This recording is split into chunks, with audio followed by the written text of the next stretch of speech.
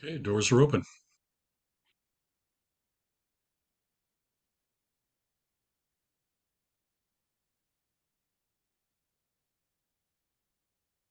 Welcome, everyone. We're going to give a minute or so for people to join us. I see that participants are logging in.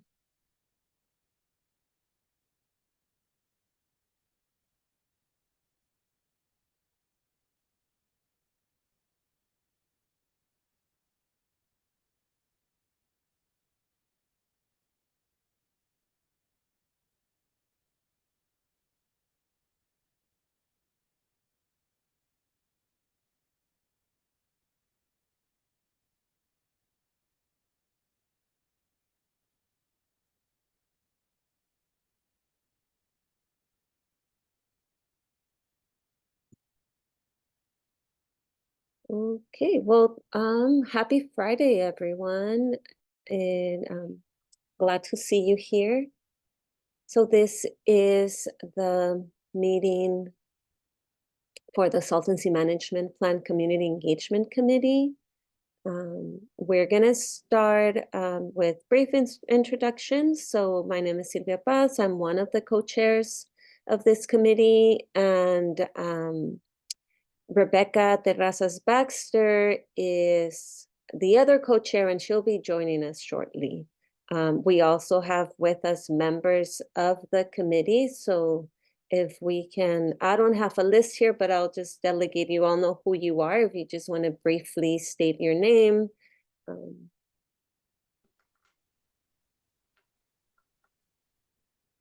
Hi, I'm Pat Cooper, Riverside County Supervisor. Manuel V. Perez is Deputy Chief of Staff. Thank you. Thank you, Pat. Buenas tardes, Juan de Lara, with Federal Insurance and Regulos Properties LLC, and happy National Pizza Day. Hi, Juan. Hello. Happy National Pizza Day, Juan. I'm Patrick O'Dowd, Executive Director of the Saltancy Authority. Thank you. Hi, Patrick.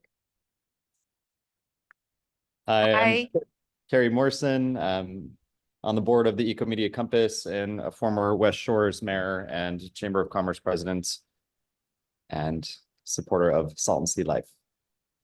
Thank you, Carrie. Welcome. Hi, happy Friday, everybody. Happy Pizza Day. My name is Isame Pasillas with Comité Cívico del Valle, specifically with the Saltancy Community Outreach Education and Engagement Program. It's nice to see you all. Thank you, Isame. Good afternoon, Mario Llanos, Deputy Assistant Secretary for CNRA. Glad to be here with you all today. Hi, Mario. Thank you.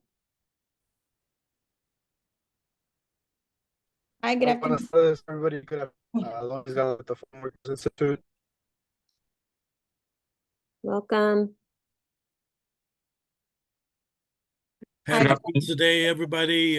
Tom Sefton, also a board member of Eco Media Compass. Welcome. Thank you. Good afternoon, everyone. My name is Crystal Otworth. I'm a policy advocate with Leadership Council for Justice and Accountability. Happy to be here. Welcome, Crystal. Thank you for joining. Good afternoon, Vivienne Maisonneuve from the Department of Water Resources, Saltancy Management Program. Hi, Vivian. Hi, I'm Sarah Lockett, Senior Environmental Scientist with California State Parks, which manages Saltancy State Recreation Area. Welcome, Sarah. Thank you. Hello, I'm Enrique Arroyo, District Superintendent for Ocotillo Wells District, overseeing the management of Saltancy State Recreation Area. Happy to be here. Welcome, Enrique. Thank you.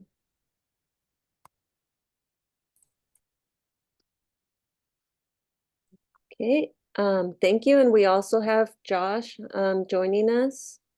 So thank you, Josh. Thanks, Sylvia. Nice to see everyone. See everyone. Did I miss anyone? And obviously Miguel. Thank you, Miguel. Yes, thank you, Sylvia. Yeah, Miguel Hernandez with the Saltancy Management Program. Thank you all for being here. Just want to acknowledge that there's some folks that this might be their first community engagement meeting. So just thank you for joining, and hope you find this meeting fruitful. Thank you. And Maria? Yeah, I joined late because I used the wrong link. This is Maria Davidova Flores with CDFW. Welcome, Maria. All right, well, thank you, everyone. Again, this is the Community Engagement Committee meeting. We are a working and information sharing meeting to provide feedback and guidance to the Salton Management Program regarding community engagement and public participation. In today's agenda, we are going to be hearing from the state water boards to provide an update on the 2024 Salton Sea Workshop. We're going to receive a project update on the Desert Shores Channel Restoration Project. And the SSMP will also inform the committee on planned outreach strategies and the format for the upcoming public meetings on the management plan and community needs reports. But before we jump into the agenda, there are some instructions here for those using the Zoom webinar. Let's see. I will say the part, if you can go back a slide, please, to the previous slide. I'm going to say, okay, right here. So you can choose your preferred language for this meeting by clicking on the globe icon labeled interpretation to choose English or Spanish.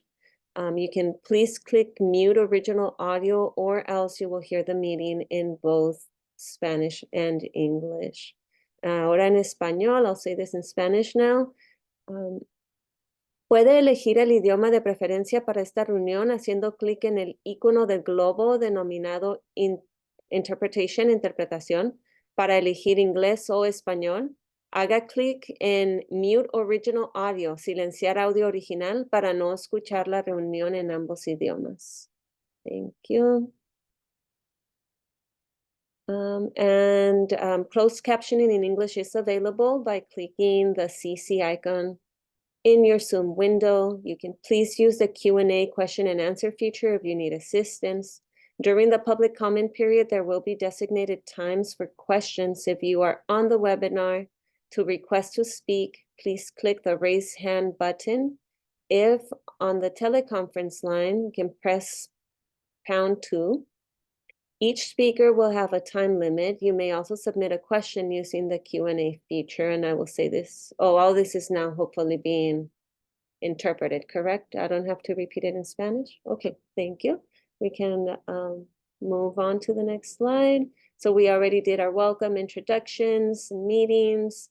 This is the agenda overview for us, and we can jump right ahead into member comments, updates, and future events. So we're going to start with the members of, right there, yeah. We're going to start with the members of the committee. If there are any comments, updates, future events that are happening.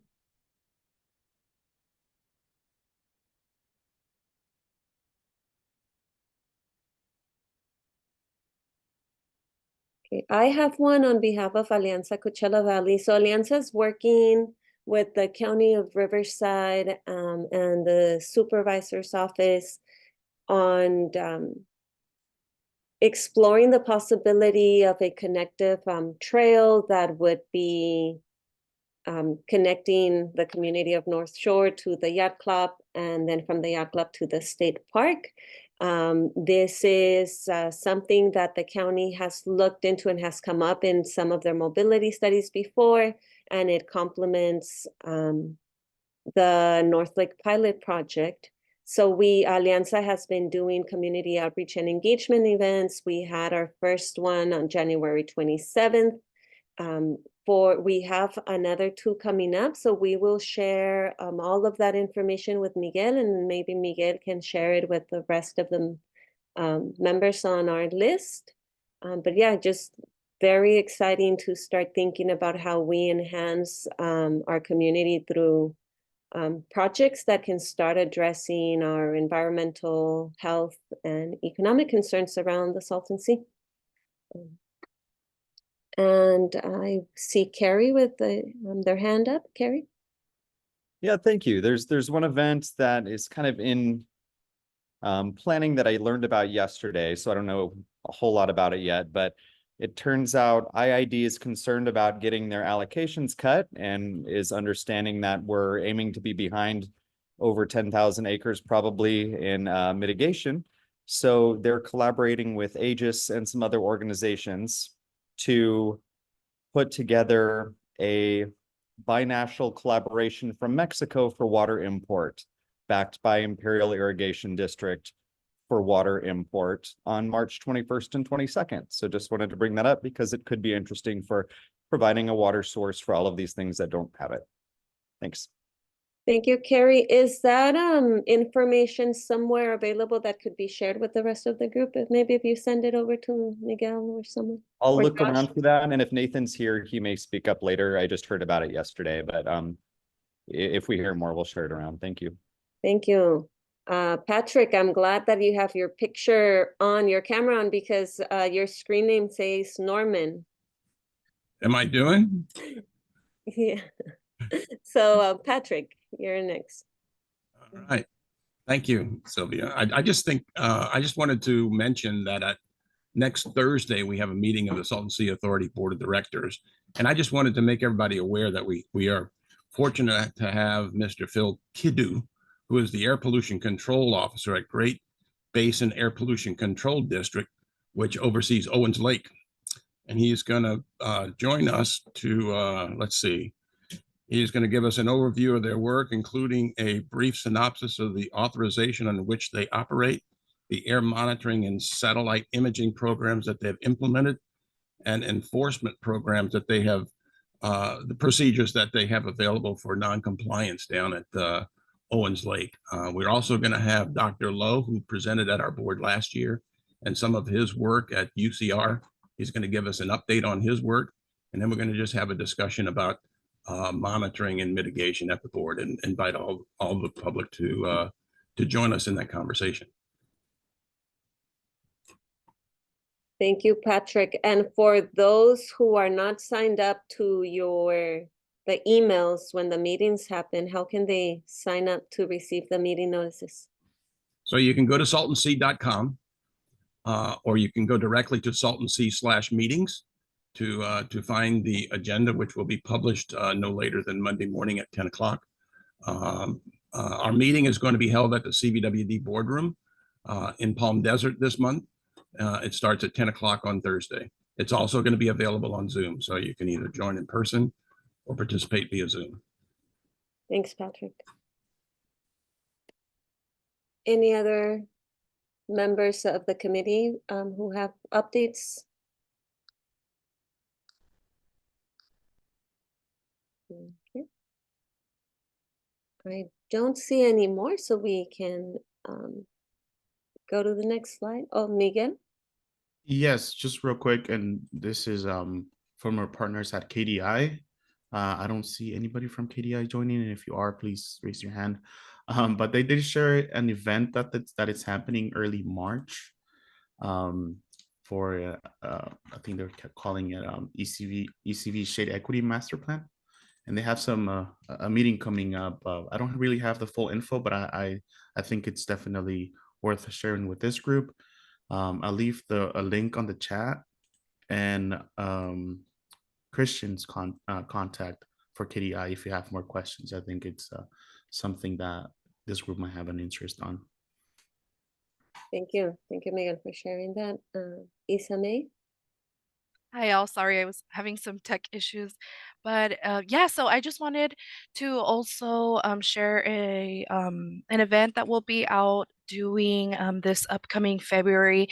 We made a connection for a presentation in which we'll be out there educating and informing individuals for the Indian Wells community, and they'll be out at North Shore doing a Salton Sea luncheon, and so we'll be out there presenting with our resource table as well, and inviting folks to come out to the community needs workshops happening in March. So just wanted to share that, and as soon as I have some additional information or official flyer, I would be glad to share that with Miguel to disperse with the team.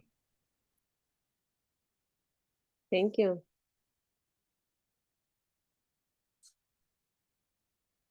if we can advance the slide, please. Thank you. So item number 3, this is an update on the 2024 Water Board Salton Sea Workshop. And we have joining us from the California Water Boards, Stephanie and Molly. Hi, everyone. Thank you, Sylvia. And thank you everyone for the opportunity to provide this brief update on the planning for our 2024 Salton Sea Management Program Workshop hosted by the Water Board. I'm Stephanie Holstage. I'm the Senior Environmental Scientist and Oversight Lead for the Salton Sea. And we have Molly Williams, who's an environmental scientist with our Office of Public Participation here as well. Go ahead to the next slide, please. So the Salton Sea Workshop is our annual workshop where we receive an update on the Salton Sea Management Program from California Natural Resources Agency, and it's also an opportunity for interested parties to provide input to the State Water Board regarding the status of the SSMP. It's going to be a full day this year, unlike last year we had it over 2 days, and it's going to be Wednesday, May 22nd from 9 a.m. until approximately 7 p.m.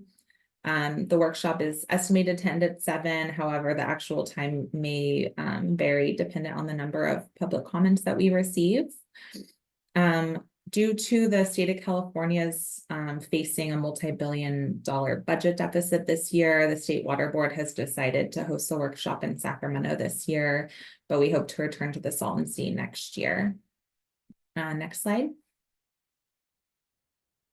So the workshop will be held in person at the California Environmental Protection Agency headquarters in Sacramento. So it's in 1001 I Street.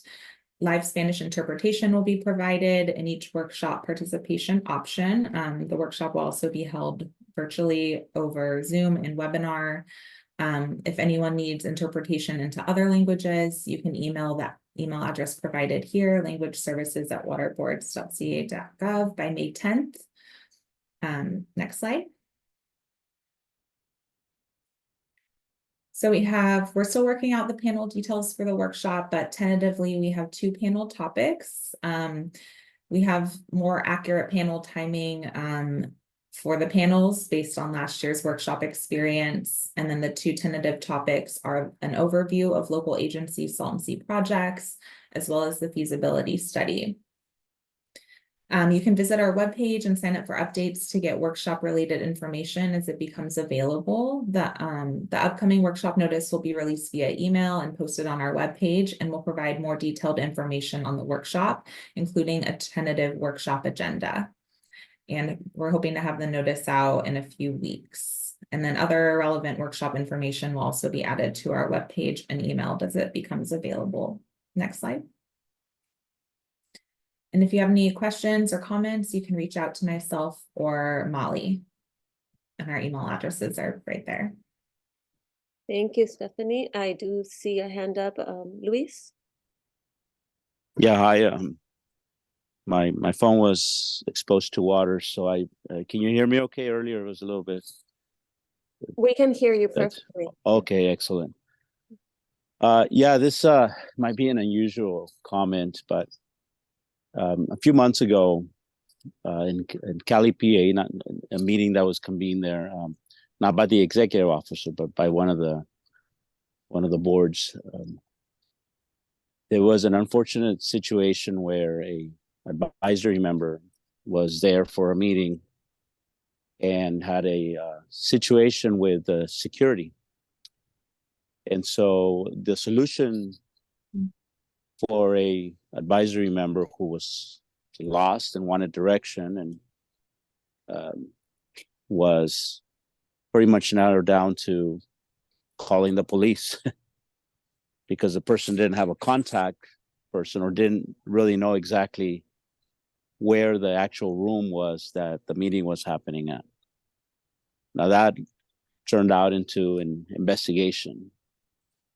So I, of course, am very concerned about our communities, perhaps not the usual participants that go to state capitol and state government to attend meetings. And so one of my recommendations is that government altogether, you know, whether it be CalEPA or CNRA, who, you know, for understandable reasons have security be the front face whenever you go to meetings. They have to really implement established protocols for the public to be able to engage while certainly maintaining security of these buildings.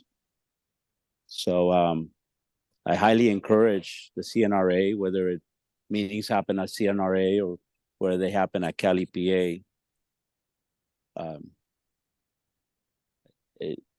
I highly encourage that you do everything possible to have staff there, not in the beginning of the meeting, you know, but throughout the entire meeting. And this should be for any meeting.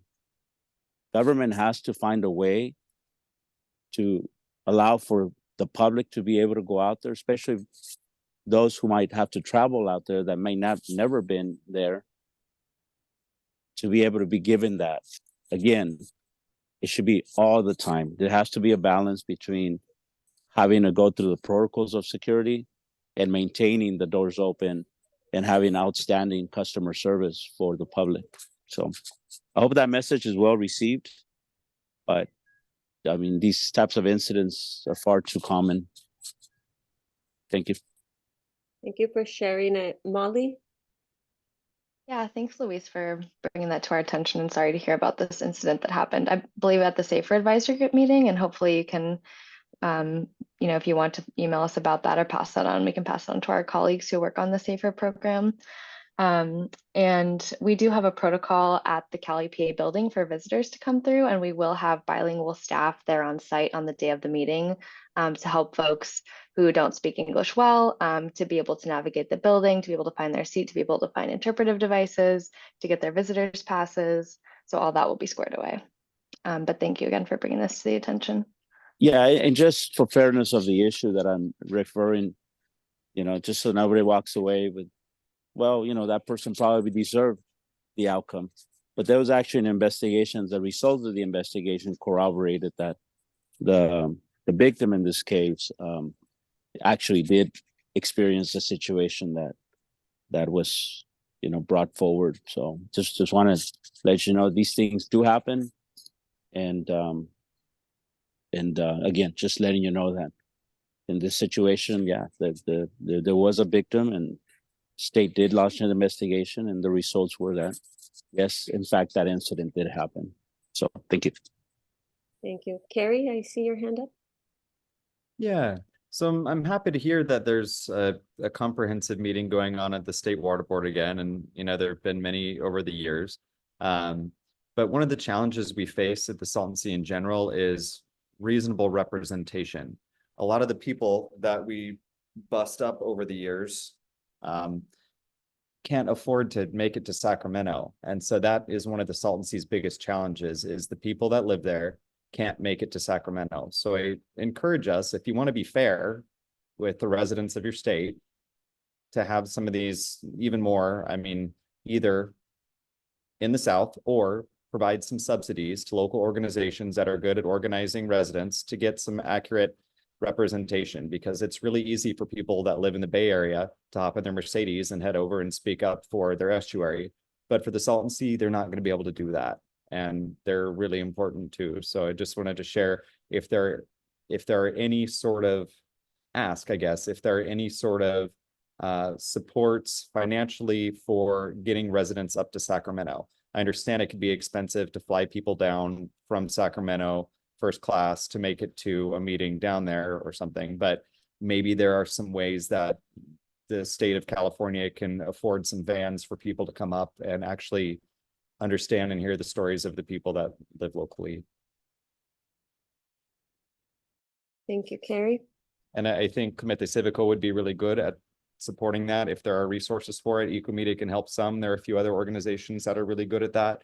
So there's a lot of resources out there to help organize people if you want to hear from them. But There wasn't much social media for this meeting either, and we just got to find some ways to get these people heard. You know, they're getting hurt and they deserve that. So Thank you, Carrie. I do not see any other hands, so thank you. As we transition, oh, I do see a hand. Hold on. Nathan.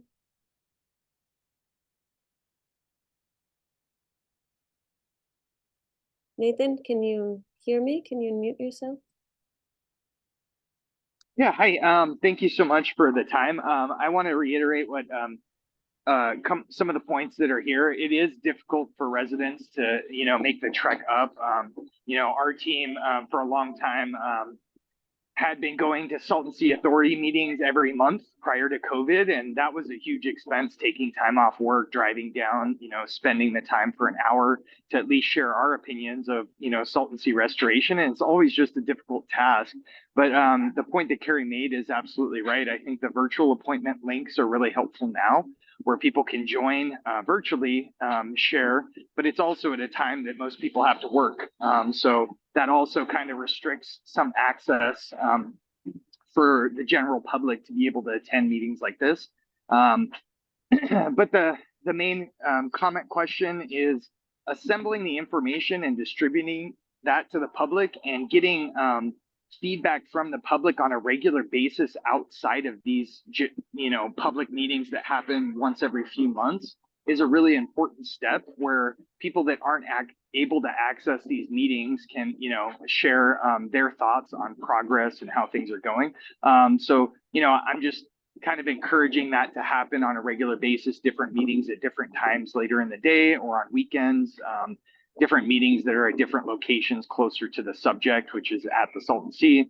The ability to potentially have locations like the Desert Shores Restoration Project, where people can come actually to the community and have an innovation center, demonstration center, would be great. But also I put in the chat, the Q&A, if people would like to come, we're organizing a binational summit with individuals from Mexico and representatives from the different water agencies. And we're hopefully coordinating that with IID and some of the other agencies on March 21st and 22nd, which is World Water Day. So I'd encourage everybody to be able to join, participate that way, because I think Mexico is very interested in finding common solutions to the issues at the Salton Sea. And they're ready to talk and collaborate on water at the Salton Sea, but also Colorado River negotiations. Thanks so much for everybody's time and hard work. Appreciate it. Thank you, Nathan. And Molly, I think you wanted to give some comments here as well. Yeah, I just wanted to quickly respond to the points that Carrie brought up that are very real, and just want to acknowledge that we understand that people don't have resources to get all the way up to Sacramento, and that our board members were really on board with keeping the workshop at the Sea, but that the budget restrictions this year were just extremely limiting. So we totally understand that it's not ideal to have the workshop up in Sacramento. And we really want to continue working with you all, with all of our community partners, to try to maximize our engagement at the workshop. Thank you, Molly. So as we transition to the next item, I do want to make space for our co-chair to introduce herself. She joined us when we were in the middle of the conversation earlier, but I'll hand it over to Rebecca, and then she'll lead this next item. Yes, thank you very much, Sylvia. I greatly appreciate you taking this time. I apologize for my tardiness. I want to thank you all for your participation in today's meeting, also for the feedback and input that you're all providing. It's very positive to see all of this interaction and the reception that the state also is having to the feedback and suggestions that you're receiving. So thank you very much. My name is Rebecca Terrazas Baxter. I am the County of Imperial's Assistant CEO and also the co-chair for the SSMP Engagement Committee. So it looks like we've wrapped up on item number 3. So we'll move on to item number 4. And at this moment, I'd like to introduce that we have a representative from GAFCON, Mr. Paul Najjar, who is here to provide us with an update related to the Desert Shores Channel Restoration Project. And so at this point, we'll hand it off to Mr. Najjar, and then we'll open up for some questions or comments after his presentation. Thank you. Thank you, Rebecca. I'd like to ask if you can hear me clearly. Yes, we can hear you. Thank you. So next slide, please. I'd like to introduce myself. I'm Paul Nahar. I'm Senior Vice President with GAFCON, and I'm the project leader for the Desert Shores Restoration Project. We've been asked to perform project management services on behalf of the Salton Sea Authority, and we have been engaged for a scope of work that relates to an assessment of the project, and also to provide recommendations and also proceed with community engagement as the first portion of the scope of work. And we have been working on this project for about 120 days. Before I get to the results of our work, I'd like to just talk a little bit and give you some information about GAFCON. GAFCON is a family-owned company that was founded in 1987. We have more than 150 employees based in Southern California with an office in Imperial Valley. We have been asked to work on this particular project because it's important to the community. We know that this project has been in the works for a long time, and there is a great interest in this project. And as a result, we are very cognizant of our role and the need for us to perform our services with speed, but also with great care, because one of the major focuses of our efforts is not only to ensure that the project is completed or built, but also to make sure that it has legs and has long-term sustainability, and that it lasts for as long as we can hope for.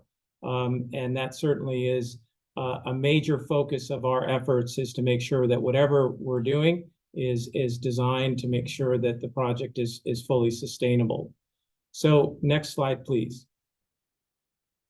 With that in mind, we have now supplemented the GAFCON team with several folks that have been working in the Salton Sea area for a very long time. In addition to our co-CEO, Brian Benso, and our senior project manager, Norm Aiello, who is also joining me on this call, my colleague, Jaisel Mendoza, who was the representative for Senator Padilla's office in the Imperial Valley. We've also supplemented our team with former State Senator Ben Hueso, who has been so instrumental in obtaining funds for the Salton Sea. We're absolutely delighted that Ben is a part of our team and will be working on this particular project. And finally, we also sought out Henry Martinez, who is the former general manager of IID, to join our team as a consultant. I can't stress enough how much value that Henry and Ben provide to our team, because we know that their contributions will be vital for us insofar as completing our particular scope of work. Next slide.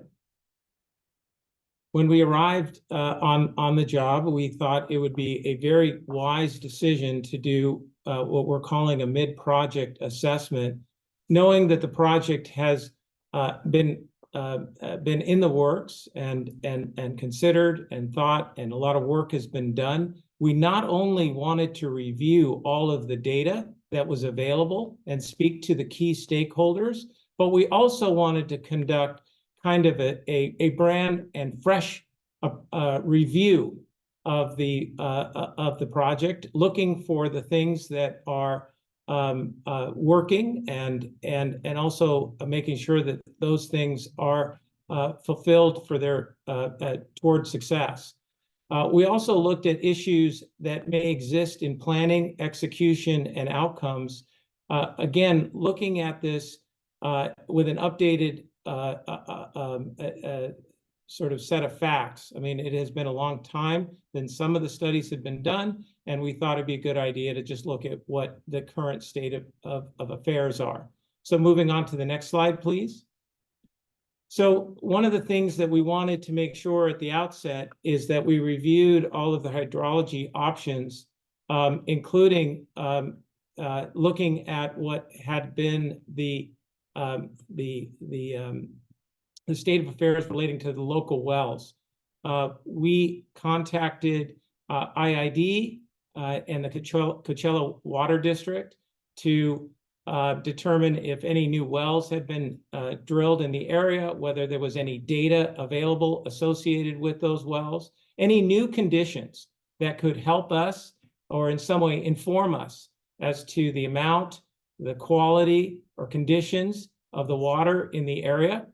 And we also spoke to folks at a senior level at IID relating to their projects in the area and determine if there was anything that could be learned that could be useful in helping us to not only learn and get up to date, but also seek opportunities or review risks, and also to look at backup opportunities for water. We know that the plan had been set in motion to drill a particular well at an area close to the the Desert Shores fingers, and we just wanted to see if there was any other backup water sources that should be investigated and or considered for the long term. With that in mind of sustainability, maintenance, and operations, we also decided that it would be a good idea to explore now the likelihood that the water would remain in the fingers following the filling of the area.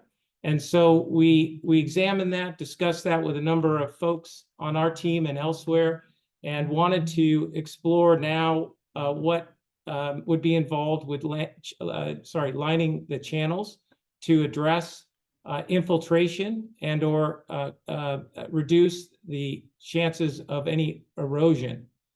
And so we are in the process of actually obtaining information relating to the cost associated with lining those channels.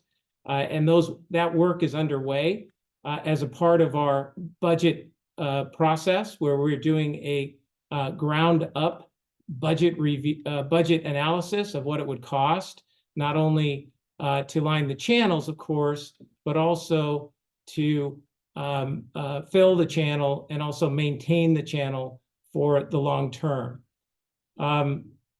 So that led us, of course, into starting to look at what the total life cycle cost would be and where the available funding is. And those discussions are still underway, and we're collaborating with the relevant stakeholders to plan for what the requirements would be and the governance associated with that for the long-term life cycle costs.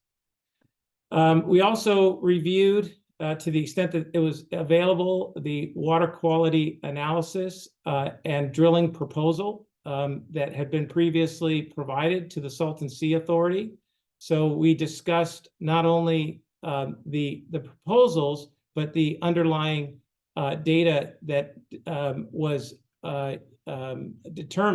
used in order to actually obtain those proposals. So we really did a very in-depth review of the proposals, their costs, the reasons for the proposals, et cetera. In addition to that, we've worked very closely with the county and understanding the strategy relating to CEQA review and approval. And in that regard, we have worked very closely with Diana Robinson and others in the county to understand what the strategy is, and will be for this important project. We also have begun the work on a public planning meeting, which we call a charrette, but essentially it's just a public planning meeting. And I'd like to just go on to the next meeting to just discuss that a little bit more. So this proposed planning meeting is really a several-day activity, which would involve a public meeting that would obtain vision and input as to the plan, the design, the needs, the ideas, the comments, all manner of information that can be shared relating to this particular project, with the idea of narrowing any gaps that may be, or to expand it, or to comment, or to share information.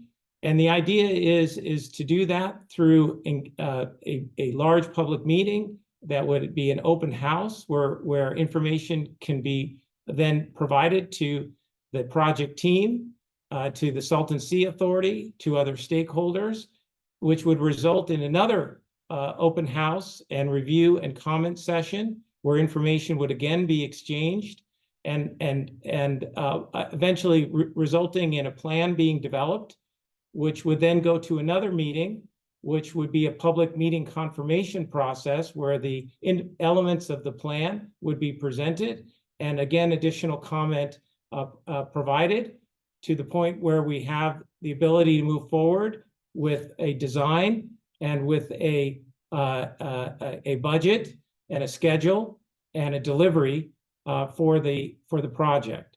So our goal is to do as much communication as we can, and to schedule that communication meetings quickly. We are working right now with various stakeholders to try to schedule that meeting within the next few weeks. That meeting would be held at Desert Shores. And again, that would just be the first of these meetings that would take place to cover the issues that I've described, but also more broadly, the eventual design of the project, and how that project design would eventually be fulfilled.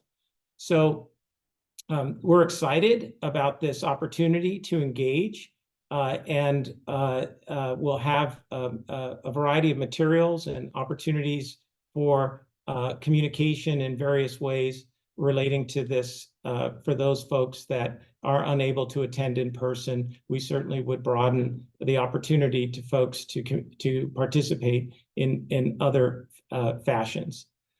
The next slide.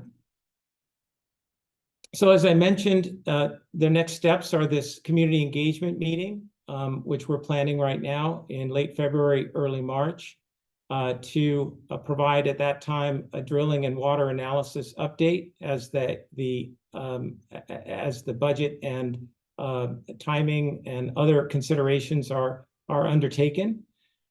We are working on the preliminary schedule and construction budget, which I mentioned before. And I emphasize that our construction budget analysis is a bottom-up.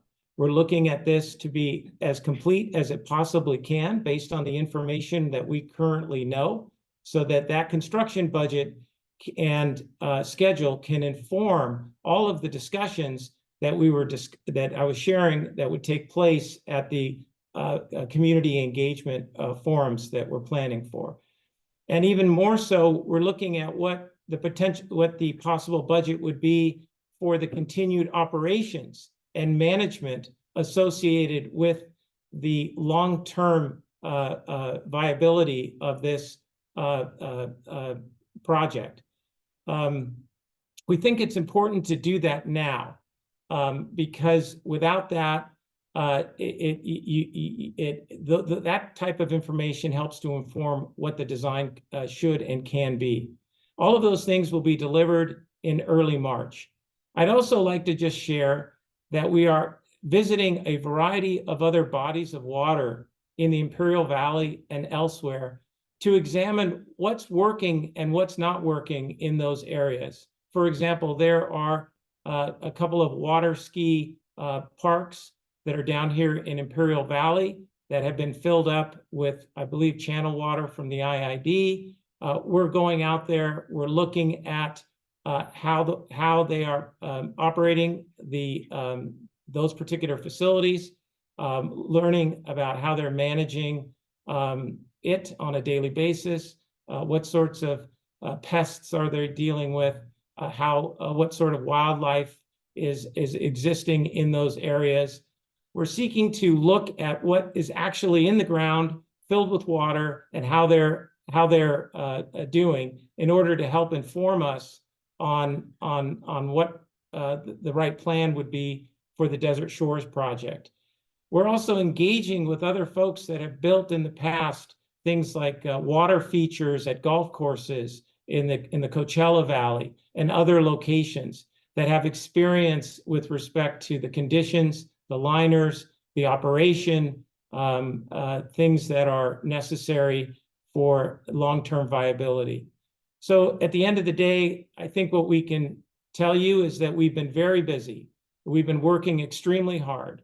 We know that this is an incredibly important project, that it needs to be taken with the utmost seriousness, and that whatever we do must be focused on long-term viability, budget, operations, sustainability, and making sure that we understand the outcomes that the local community would like out of this project, and taking that as important and critical to the success of the overall project. So with that, I'll stop and see if anyone has any questions.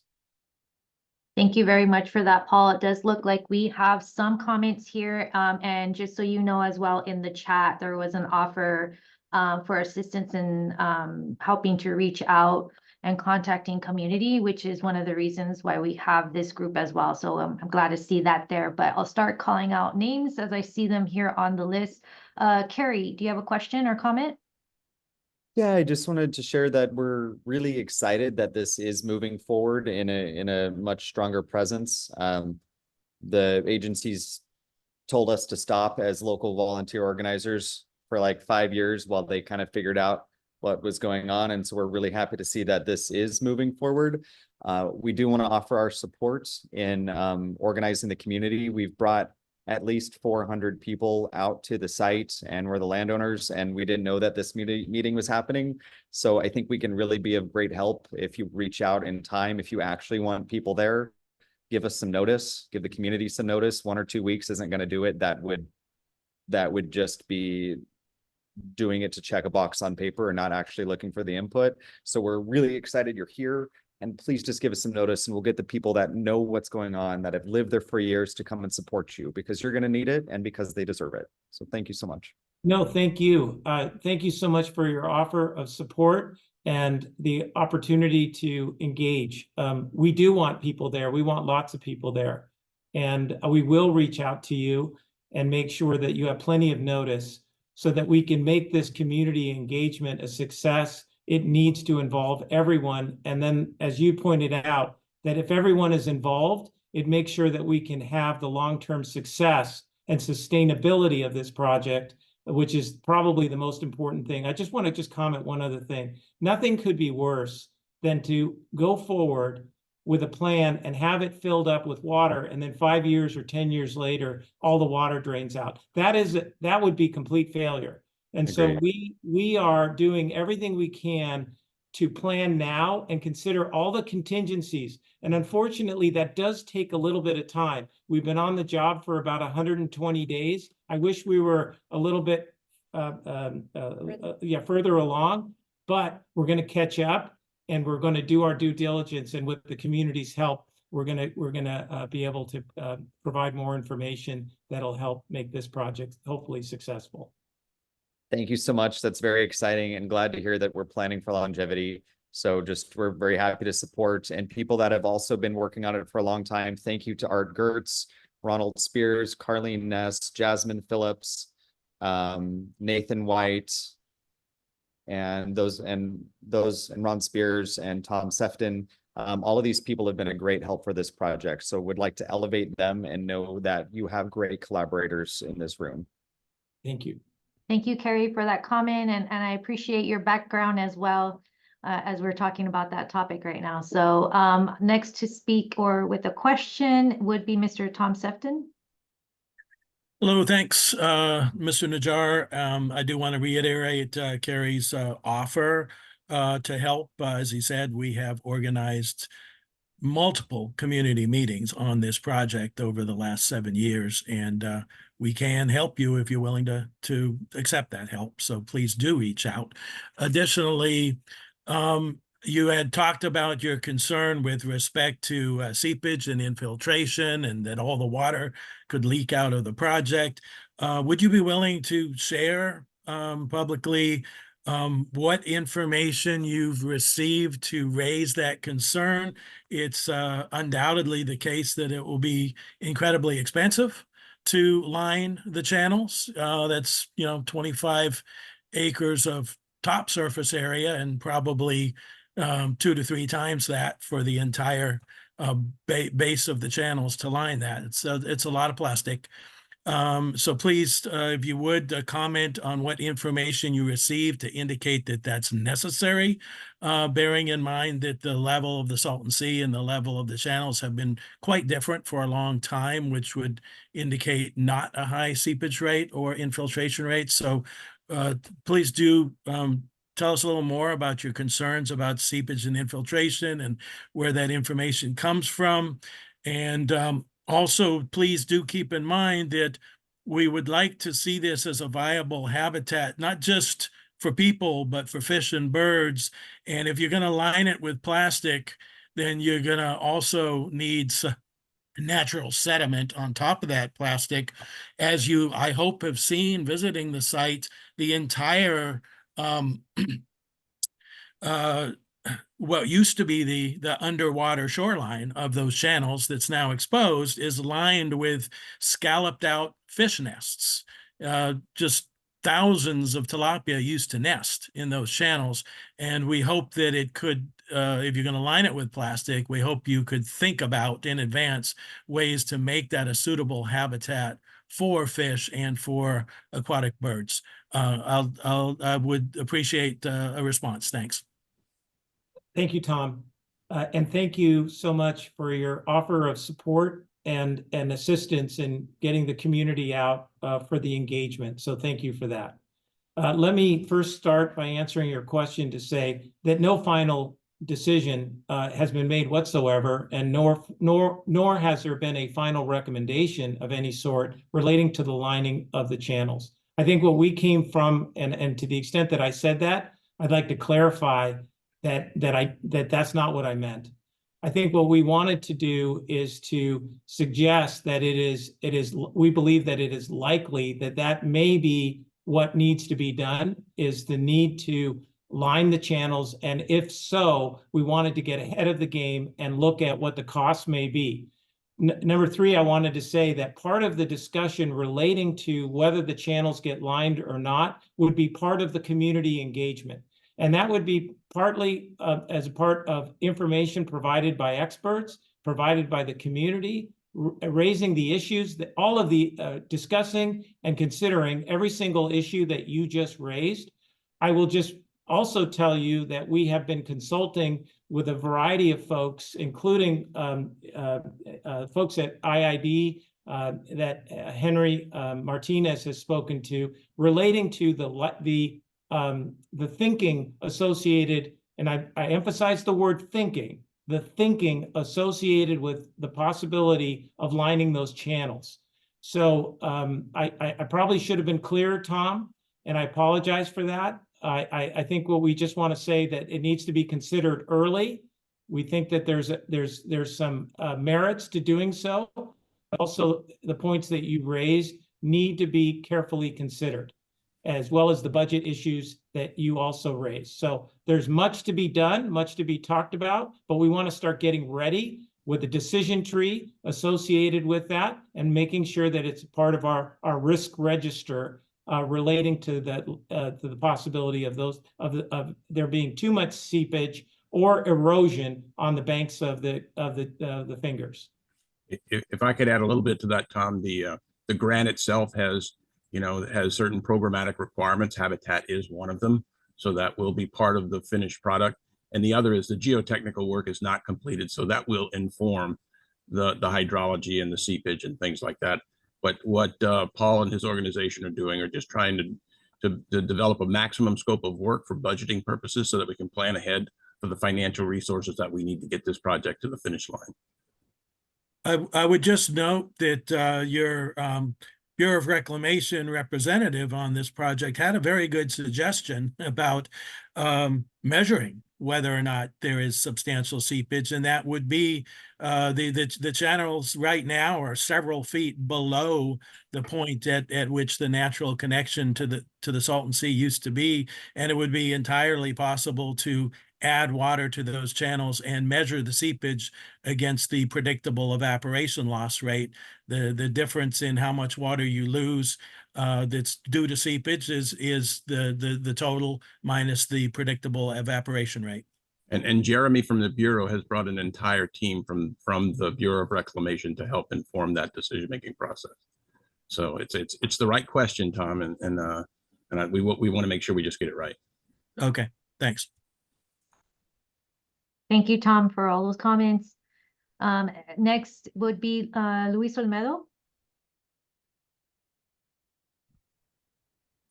Yeah, I apologize that I did miss. I had to step away, but I missed part of it. So this is a project that is right now just looking more at the engineering and the environmental, but not construction yet.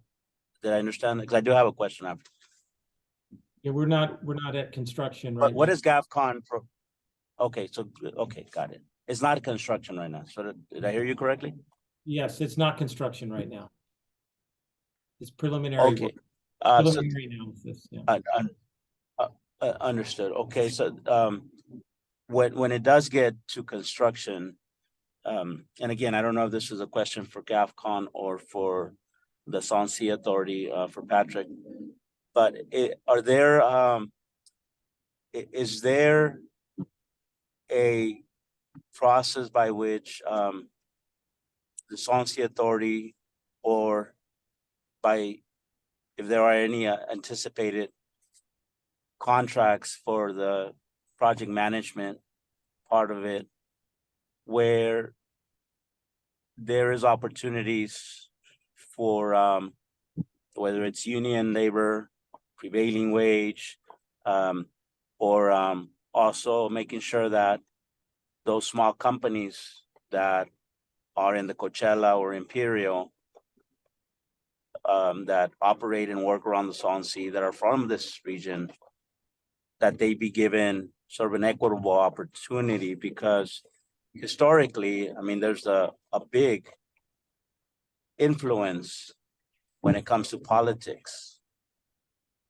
And a lot of times, small businesses, local businesses that go through the same work of getting licenses, credentials, capacities, they can't compete with the politics, right? And what I mean by that is, I mean, let's face it, some of the same companies are getting the same contracts all the time. So is there any of that? Again, I don't know if it's for GAFCON or for Patrick, Salton Sea Authority. Is these projects going to have opportunity to provide equitable opportunities for small business or disadvantaged businesses or women-owned businesses? I don't know. Yeah, take a first crack at that, Paul. Sure. I think that as this process that GAFCON is working on moves forward, that can be part of the discussion, right? And we can answer that question as part of the scoping and feasibility work that GAFCON is working on. They should take it all the way up to the preliminary budget for the project so we can design it and get it built. By then, we should know how much it costs. And Paul, I don't know if you have anything you want to add to that. I would just add, Mr. Olmedo, that this project is being funded partially by the state and also the federal government. And so as a result, prevailing wage will apply.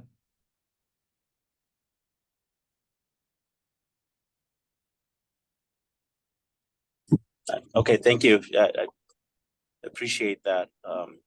As sort of developers, by virtue of wanting to assure that there is charger equity locally, you know, we've learned of the many opportunities there are to assure that there is local contractors, there is local labor, that unions are involved, and that prevailing wage is a part of this. And those of us who are out there raising money, we can raise more money to make sure that all those boxes are checked. And I saw Tom's comments. So I'm really glad that there's a petition going around. Happy to sign that.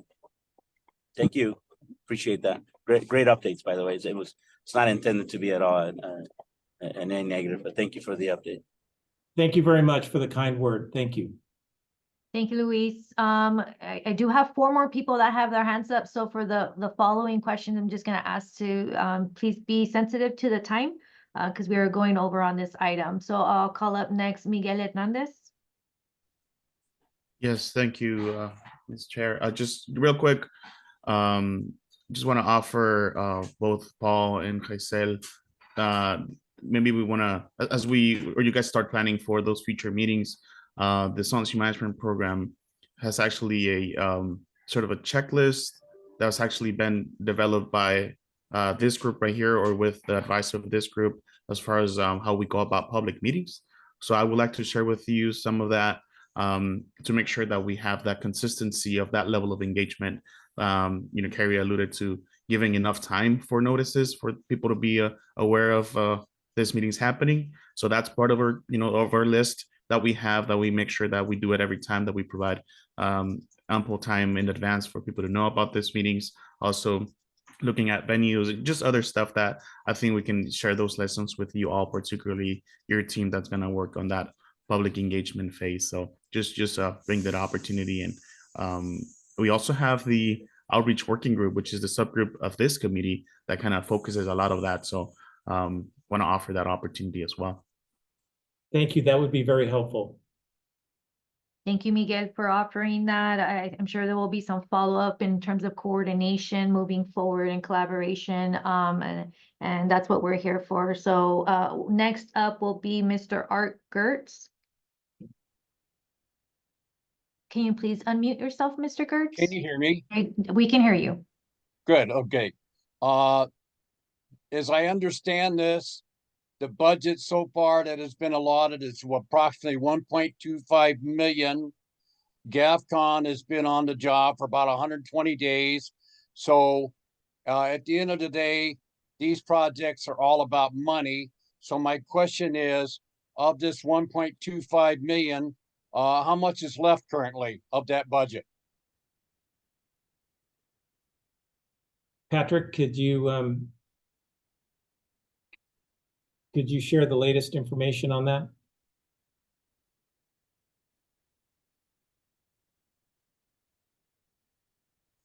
I'm looking for my unmute button all over the place here.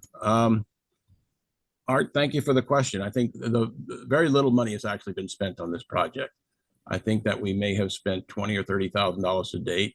The GAFCON project will, all in, will have us between now and the beginning of the design phase. We should have something on the order of $1.1 million, $1.15 million. And we're looking for, we believe the project will likely cost more than that. So we are diligently looking for additional resources to ensure the completion of the project, which is why the budget's being done from the bottom up, because we don't want to design a $1.25 million project if in fact the right-sized project has a budget different than that. So we are working on a comprehensive evaluation of cost, identifying the resources. We believe we have some identified, probably going to need more, and that securing those resources are going to involve the engagement of people like you and Carrie and Tom and other stakeholders to make sure that we get the money we need to get the project done.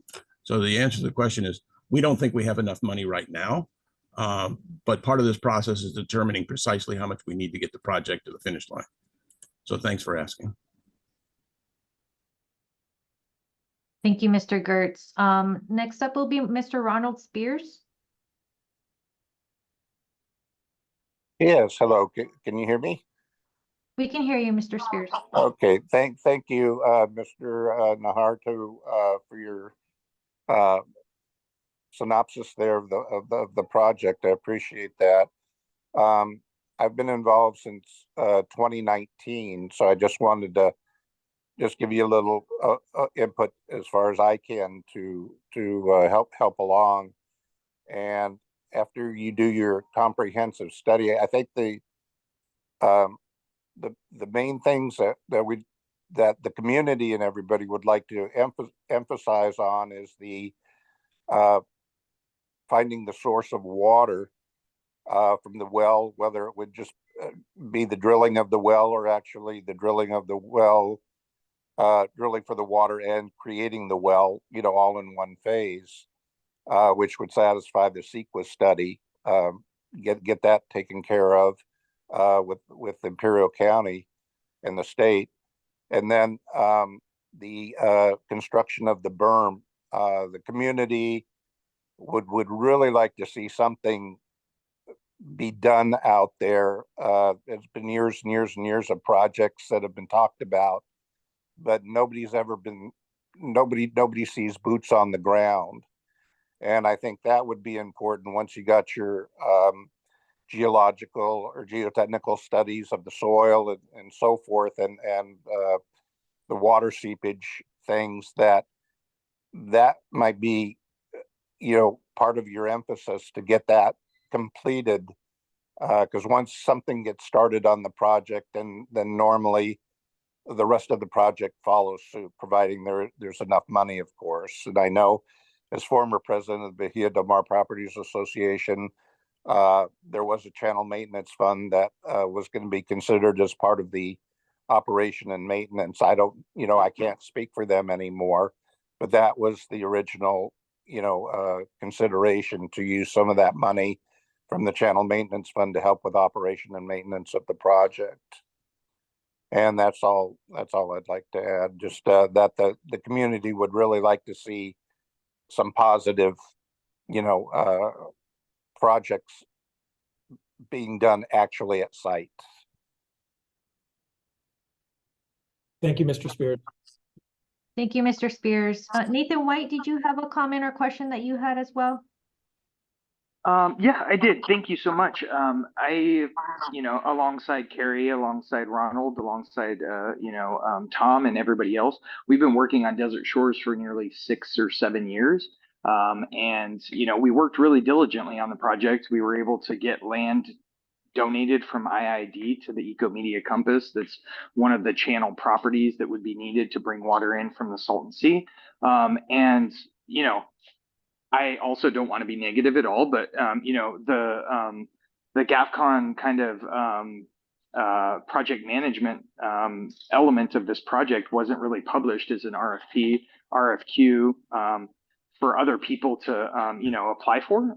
So my experience is project management, and we got really close at getting a permit for a berm to actually retain water that is brought in either from the Salton Sea or pumped water that we would have needed to bring up from brackish Salton Sea water down below the surface. And it just seems that we're 5-7 years in and we're still 5-7 years out. I hope that's not the case. I hope this could happen quickly. But I just wanted to comment and ask briefly about the process of Salton Sea Authority ordering and actually granting this funds to start the process. I fully support, and I'll be always able to help and donate my time. But also, similar to GAFCON, we're agencies and companies that need to, support our own staff and businesses. And given the amount of dedication and donation of all of our time, we're hopeful that the next process for grants for actually building these projects will be something that could be community led, where people can hire contractors in the local region to actually build a project like this. We got quite a bit of, authorization. And again, we had a CUP that was not required for the berm construction. And, with a simple grading permit that could have been built. So, please, if we can, just describe the process of how these funds were awarded and the next step in the future grants for actually building this out. Really appreciate it. Thanks so much. Thank you, Mr. White, for your comments. I don't see any more hands raised. So we'll wrap up this item, but I think it's great to hear some really great positive feedback so far in terms of this project. And it looks like there is a lot of support moving forward and interest in assisting and supporting your outreach and engagement efforts.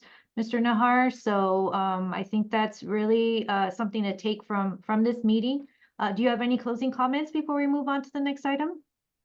No, I don't, but I want to thank you again, and we will take advantage of all of the offers of assistance that have been provided on this meeting, and we look forward to working with you all. Thank you again for inviting us. Great. Thank you guys very much for coming out and sharing with us about the project and what you guys are doing. So I'll actually pass it back to my co-chair, Ms. Sylvia Paz, and if we can go on to the next item there we go. It's in your hands now, Miss Sylvia. Thank you. So for this item, I believe we have Miguel speaking about the public meetings that are going to be happening around the community needs report. So Miguel, I'll hand it over to you. Yes, thank you, Ms. Co-Chair. Yeah, I would like to, well, again, my name is Miguel Hernandez. I'm the Public Affairs Officer with the Salton Sea Management Program. And today I'd like to share a little bit more about what we have planned for the, as part of the 60-day comment period of the community needs report that went out a couple of weeks ago. We've planned a series of meetings that we will be hosting around the Salton Sea. So I want to talk a little bit more about that with you, hopefully get your thoughts there and some recommendations as well as looking for opportunities for collaboration and how we can both let people know about this meetings happening, and also use the best use of everybody's time, and also help us achieve the goals for the type of feedback we're looking for to help us get finalized drafts or finalized documents for this report. So like I said, this document was released a couple of weeks ago, January 26th to be exact. Hopefully you all have received a link. I've also posted both English and Spanish versions for the Salton Sea Management Program and Community Needs Report. And it's also on our website, saltonsea.ca.gov, if you want to check it out. So this, as you know, this is not the first time we bring this to your attention. This is it's been on development for a little longer than 2 years, and we're coming to the final stage. Like I said, we have a public comment period that's going on for 60 days. This sunsets on March 26th. So the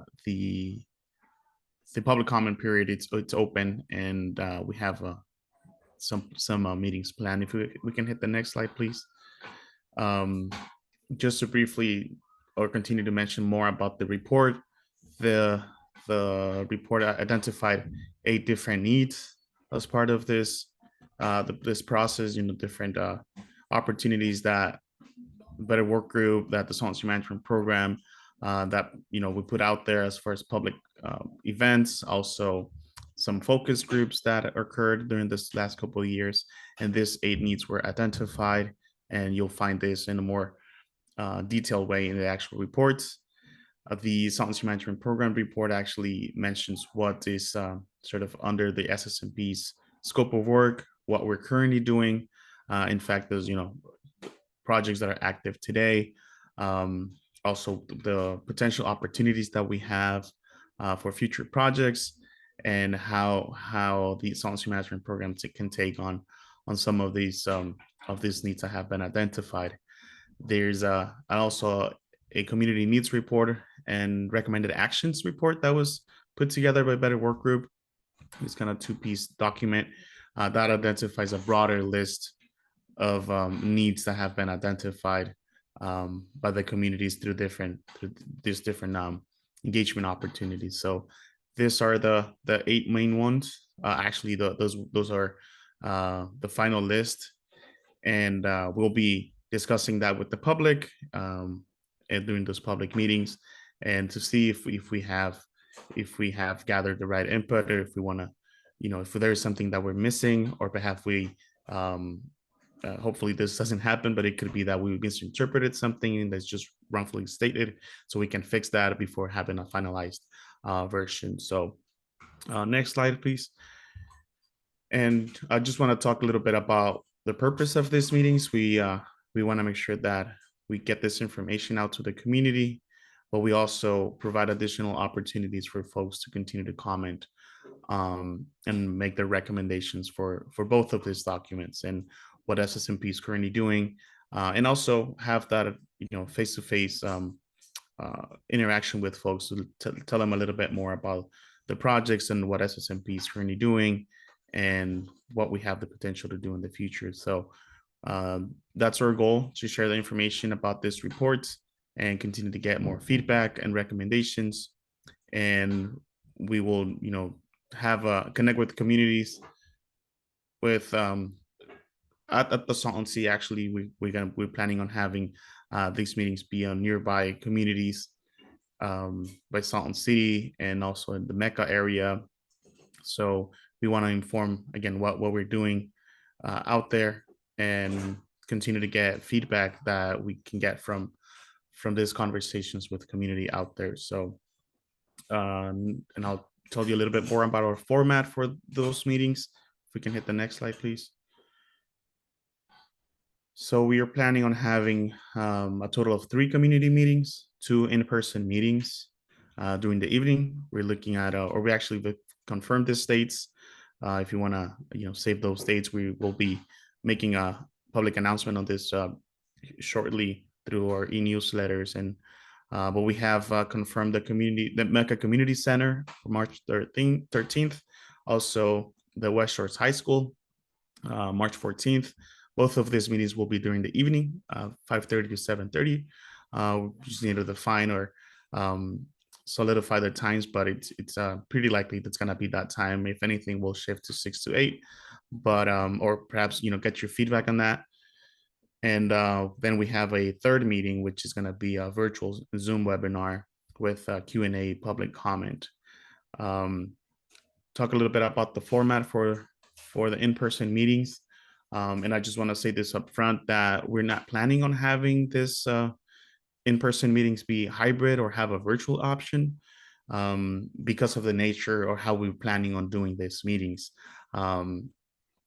We just, would like to have those sort of one-on-one conversations with folks or group conversations that are not conducive for a virtual option. So that's why we're offering this third Zoom webinar for those that are able to make the travel.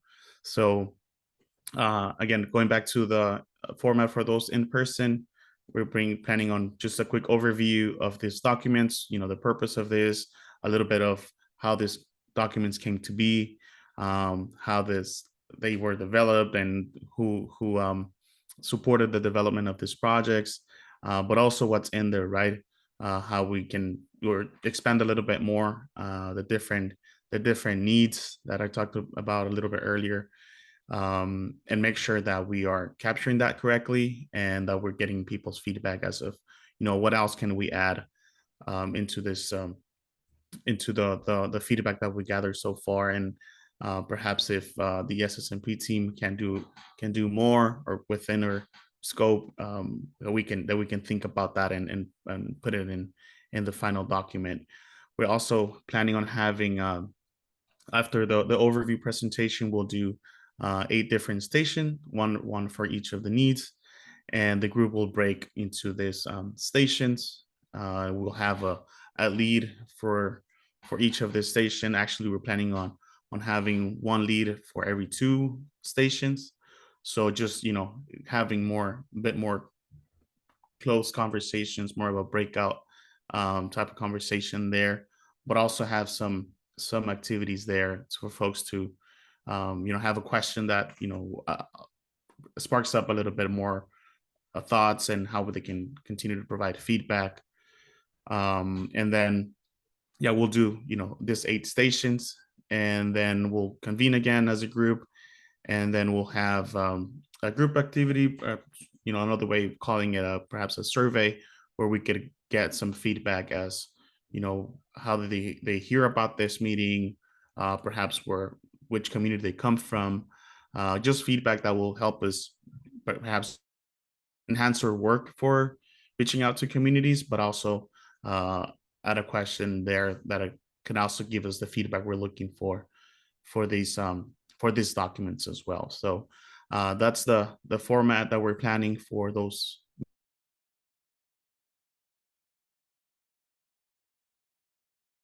we want to, you know, I guess just try a little bit different, more of a conversation, more community oriented type of conversation.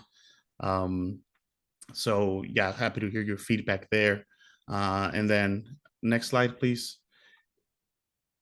Oh, before I get into the meeting promotion, just to talk a little bit more about the webinar itself. That's going to be more of an overview of the actual document and describing what it is again, and then open it up for public comment or questions for folks. It's going to be not as interactive as in-person ones, but it's just more, you know, getting the information out and providing another opportunity for folks to provide feedback. So we're planning on for that one be on the 15th, March 15th, during lunchtime, during 12 to 1 to 1:30, so we can get those folks during that time, since the in-person meetings will be during the evening. And now a little bit about the promotion and outreach that we have planned.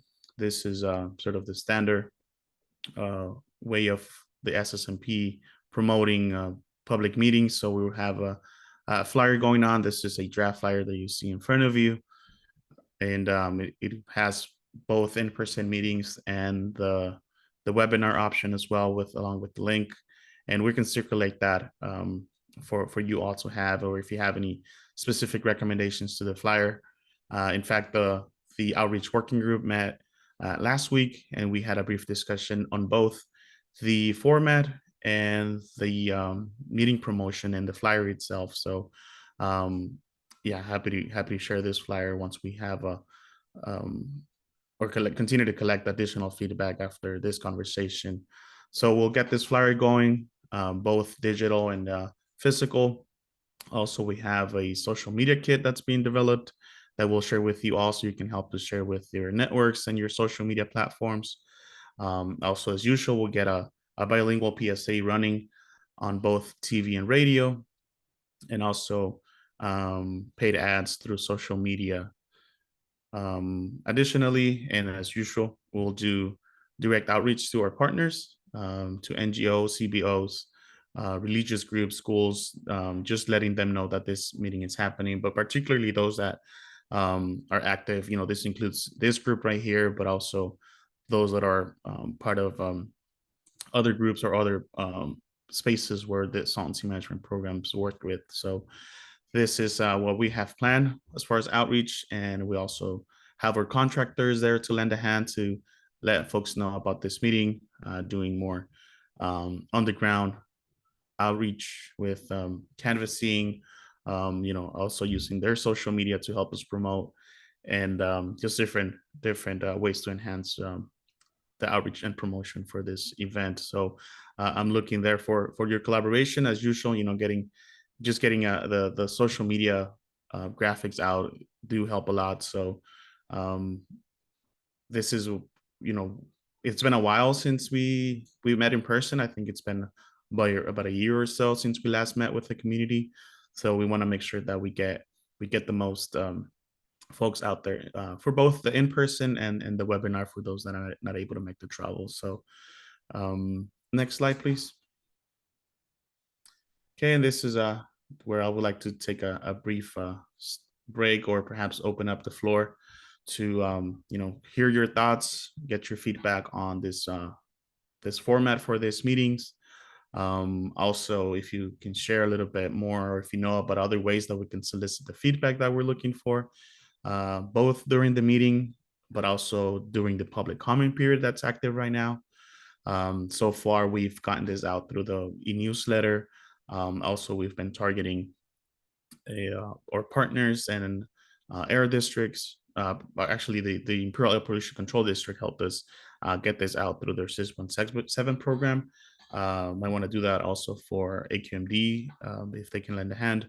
But just some ways that we've been able to get this document out for the public to know that it's out for review and that they can comment on it. Of course, letting them know how they can comment on it by sending us an email or sending us a regular letter. But also we'd like to get your feedback on that. How other ways that we can try to solicit feedback, and also hear which ways, or how can you guys support this effort for these meetings in March. So I'll stop there and let the co-chairs facilitate the discussion here. And thank you all. Happy to answer any questions. Thank you for that very much, Miguel. I think it's great to see all the progress that you guys have made and are now have this draft report to share and are receiving comment and public feedback on. So that's great to hear. My co-chair, Ms. Boss, did have to depart with us a little early, so I'll be facilitating the rest of the meeting. I do see some hands up, so let me call out some names that may be able to provide some potential suggestions related to the questions that you have. Okay. Mr. Tom Sefton. Initially, just a question on the plan for the in-person meetings with the breakout stations. Do you intend to have SSMP staff or somebody on hand at each of those breakout stations? And from your list, there's several of them, quite a few, to answer questions and take comments, collect comments. Is that the plan? And do you plan to have written information and so forth on each of those subject matter, or how, a little more understanding of how you expect that to work? Yes, thank you, Tom. Yeah, we're gonna have the SSMP team as well as somebody from the Better Work Group to lend a hand, but we also have some members of the outreach working group that have volunteered to lend a hand during this meeting. So we're looking at having at least two people, well, I guess, yeah, 2 people per 2 stations. So we are going to have, that person that entertains the conversation and is able to, share back and forth the information, which is primarily the Solvency Management Program team, but also the support from the outreach working group to both enhance the conversation and also help us keep track of the comments that we've received. We're also thinking about just providing them with sticky notes that they maybe don't want to speak out loud. Maybe they just want to write a note. They can post it directly into the poster, and we'll take that as part of the feedback and recommendations from the community. And we are planning on having those posters with some graphics, with some information a little bit more about what that particular need is about and what SSMP is doing about it. But also a question that kind of helps spark that conversation so we can continue to get that feedback we're looking for. Thank you. Thank you, Miguel. Thank you, Tom. I do see a hand up from Mr. Nathan White. Yeah, I wanted to thank you for the presentation. I wanted to also just reach out to you and let you know that we're gonna, I think I mentioned it earlier in this meeting, but hosting an event on the 21st, which is Thursday, trying to take a tour around the Salton Sea and other locations. So if you're interested in participating and kind of including some of your public outreach into that event, I think that would be a helpful opportunity, maybe at one of the stops or the locations that we're going to be doing, potentially at Sunny Bono Wildlife Refuge, Species Conservation Habitat. I'm still waiting to get some direction if we can have a visit of that site. But I think, including your program into that, that would include, visitors, government officials from Mexico and the US, to also include the public in that. Be happy to share. I put the link in the chat and I can put my contact information if you like. Thanks so much. Appreciate all your. Thank you, Nathan, for that invitation. And just I'll try one more time. Are there any other potential suggestions or feedback related to the format of the community meetings that were shared, the breakout stations that they intend to do, or even in terms of the marketing that they will be doing to promote the event?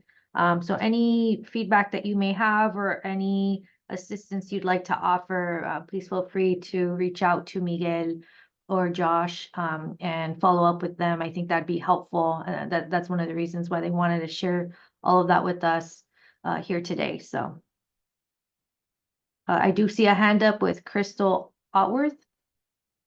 Hi, yes, thank you. I just had I guess a follow-up question from the last outreach meeting, Miguel, if there was any further decision or clarification on how the Spanish translation was going to work? Yes, thank you for bringing that up. Yeah, so of course, we're gonna have an interpretation at all of these 3 meetings. For the in-person meetings, we're planning on having, it depends on our turnout, but we're planning on having the interpreter have or identify those folks that need the devices for the interpretation and let that be a group on its own. Unfortunately, and this was to bring us to the rest of the group as part of the conversation that we had with the outreach working group, it was recommended that we look into the option of having a Spanish meeting. Meaning, we're gonna do sort of, the other way around, like conduct the meeting in Spanish with English interpretation, which is a really good idea. Unfortunately, the team that's gonna be out there, it's not. Unfortunately, it's only a few of us, a handful of us that have sort of bilingual capacity, so that might not be as conducive as we might thought it could be to have that Spanish only or sort of inverted type of event with Spanish and the English interpretation. So yeah, at this particular time, we were not able to take that idea on, but that's definitely something that's it's on our minds, that how we can make that happen in the future. But going back to the question or the answer you're looking for, yeah, we're gonna have the interpreter be with the Spanish speakers and follow them through the stations for the discussions. And also, I know some of well, including myself and some of the members of the outreach working group are also bilingual. So we might have sort of on a smaller scale, we might be able to have that interaction with Spanish speakers in that language, but we just don't want to promote that since it's not going to be sort of 100% true. It might be just on a case-to-case basis. Thank you. Thank you for the question. Thank you, Miguel, for the updates and for sharing with us your guys' plans. And I think it's a very comprehensive plan. I don't have any suggestions on my end, but thank you very much for sharing that with this group and allowing us the opportunity to provide you with some recommendations moving forward. Good luck with everything in that, and as you guys move forward with those community meetings. So we'll move on to the next item here. This is an item, time for public comment. So anything that maybe we did not discuss or that you'd like to share, anything also for maybe the good of the order that you maybe did not have an opportunity to share with earlier during the member comments or updates. So please feel free to raise your hand and we'll allow you that opportunity to do so. I'll just give it a minute here to give people time to do so if they wish to.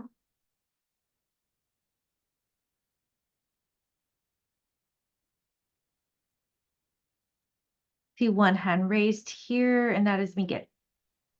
Yes, I just want to clarify that I believe on the slides on this past topic, we had March 19th as the date for the webinar, but it's not. Just want to strike that out. It's going to be March 15th.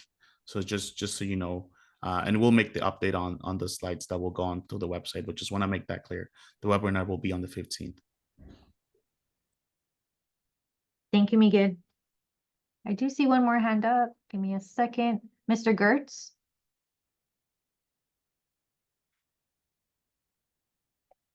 Hello again.